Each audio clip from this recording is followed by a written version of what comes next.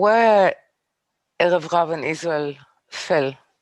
They fell because they could not see, or they were not able to carry distance or ascent of the light from them. So actually taking the tent out of the camp is the most generous act, because now you create a distance that what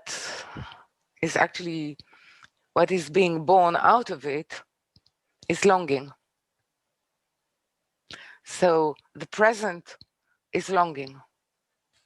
The present of one of the presents of this portion of Torah is the longing of knowing that what you thought that you had in you, and therefore you did not have the true value of it, is now placed in a distance, so you can evaluate it in such a way that it will create a longing, meaning a connection that you can approach alongside the lines of longing.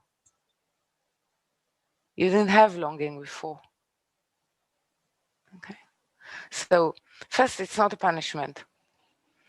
It's in a way a present that has been born from the decision not to annihilate Israel.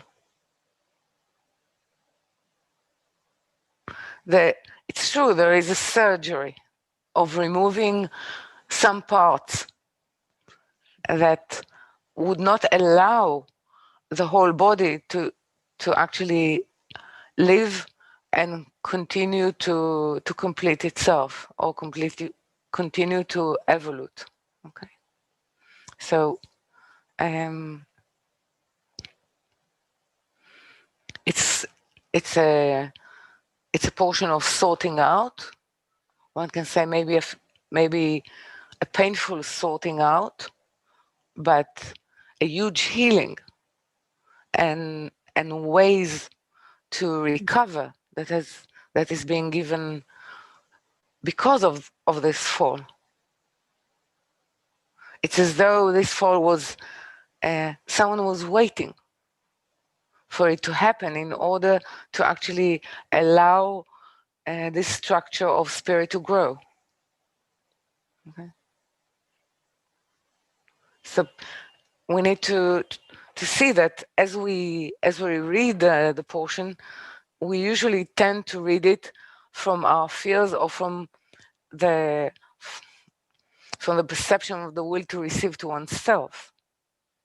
That engage fear, engage punishment where it is a reward, sort of a denial where it is actually sort of allowing us to come near. So you can see that if you try to read it through that, you misread it. This is where the Zohar is coming into the picture. Okay? To allow us actually to grow vessels and faculties that will be able to see the grace, will be able to see the movement that actually is occurring towards us, the movement that is bringing us closer to the nature of the Creator, okay, and to the way He acts. We think punishment. He acts merciful.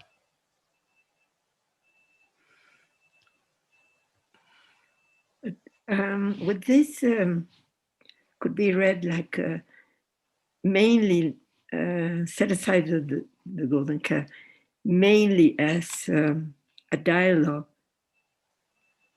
to set forward the dialogue between Moses and God, and consider that it might be your own dialogue with God, when you fall, when you Mostly, you're right. Golden calf is, you can say, it's usually my idea of God.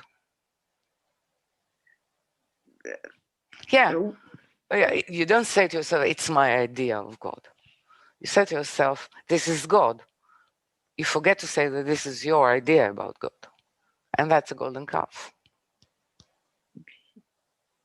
But I like this So idea of the Moses. golden calf has been, even as a cultural term, it has been going through change. First, we would perceive it to be more, dancing around money, dancing around honor, dancing around knowledge. And that became, I think lately it becomes more affiliated to what you're saying now.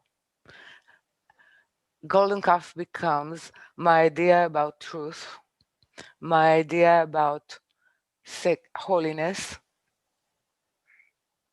That's the golden calf of our generation. Okay. The idea that each and every person has his own God. Mm. I have my God. My God is different than your God. Many calves. Yeah. Or, so this is why I started with truth. So any fixed idea, this is why I spoke about religion. Any doctrine about God is golden calf. Right. I'm not a religious person, and I've been always what I come here to look for is the truth. I just want to set aside all the. Yes, but you see the point is I that don't want to we can, find myself within the okay, search for we can Kabbalah. I don't want to.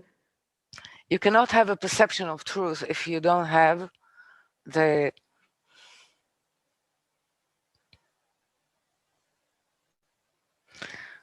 first the terms, the language, Yeah. and the sensory perception, which are not bodily sensory perception or corporal sensory perception, before you speak about truth.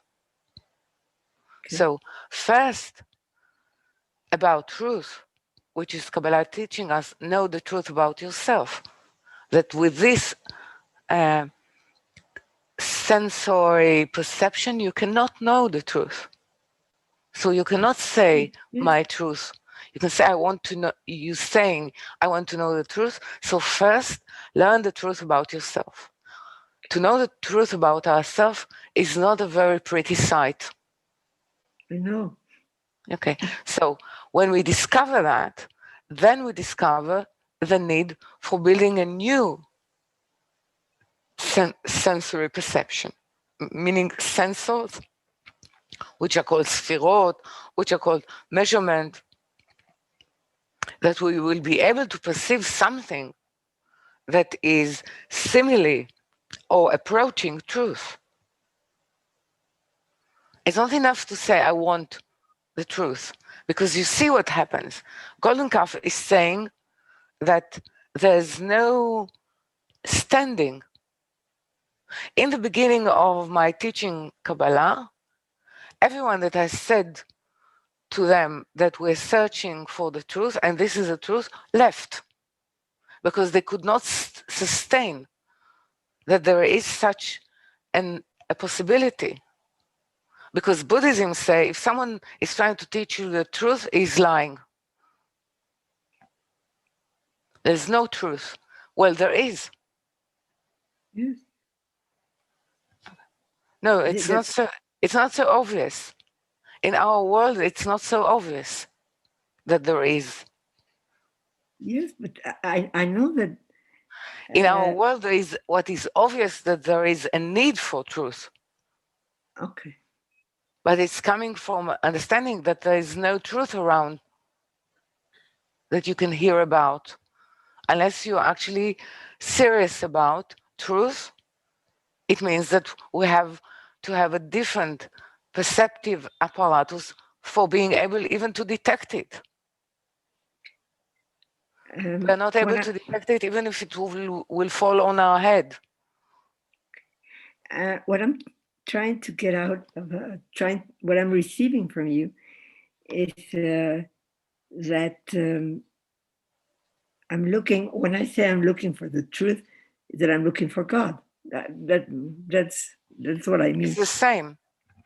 It's the same. And what I don't want is to fall, to confuse myself and believe that I don't want to find the golden calf or myself, my upper self. No, I don't want that. I want maybe I will never get to find. I know that it's very difficult, but it's in the search of a life. And Gloria, the question is that usually humans do not ask themselves. They say what they want.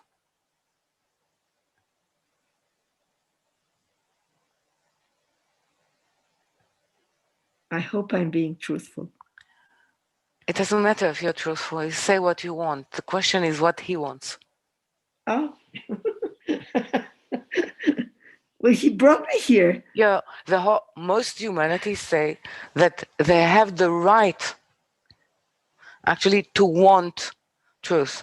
They have the right to demand truth, but they have to understand that actually they need to know what he wants. He wants truth.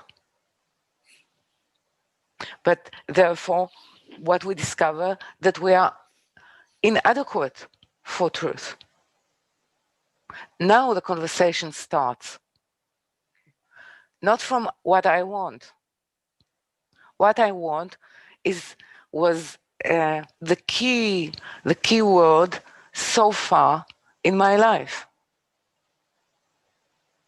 We cannot continue when you study Kabbalah, which this is the first truth that you discover about yourself, that what you want need to be harnessed into what a creator wants. We are a vessel for his revelation, not for us to reveal ourselves. So when you change truly the question or the search, then this is why, this is the best answer I can give you of why Moses took Ohel Moed away from the camp, still within sight. Because it's not about what in your camp. It's about how to reach there. So you all the time has a sense that you have a way to go. It's the first time, I think, for me, it's one of the most moving part of this portion, is that Israel is looking after Moses, after the way he's walking to the tent. And they're waiting. There is a complete different sense of their feeling, of their attitude, of true longing. It's the first time they have longing for something higher. That's a huge gift, because if you don't have the gap, because every time we say, I want, there's no gap.